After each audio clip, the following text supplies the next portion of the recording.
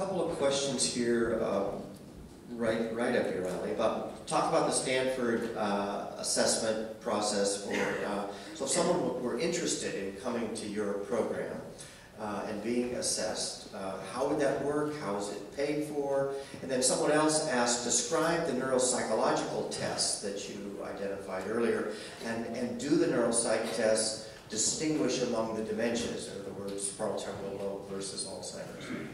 So great question. So we run both an active research group and also just a normal doctor's appointment clinic outpatient group. So people can come to us as clinic patients, and it's like any other doctor's visit where except it takes a little bit longer. It takes us about an hour, hour and a half to really get to know somebody and to get to hear the story that they and their family members have noticed, the symptoms that they've noticed over a long period of time.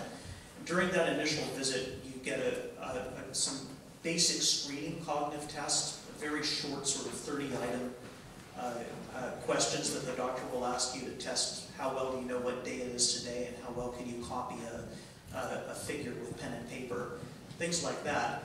And on the basis of that conversation, there may be some other tests needed, like an MRI scan or a neuropsychological evaluation, which would be a separate appointment on a separate day with one of our PhD-trained neuropsychologists who would spend 4 or 5 hours giving IQ tests and very specific tests of different regions of the brain.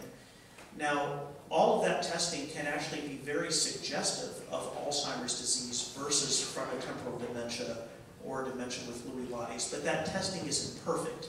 If it was, we wouldn't need all of these biomarker tests that we've been talking about.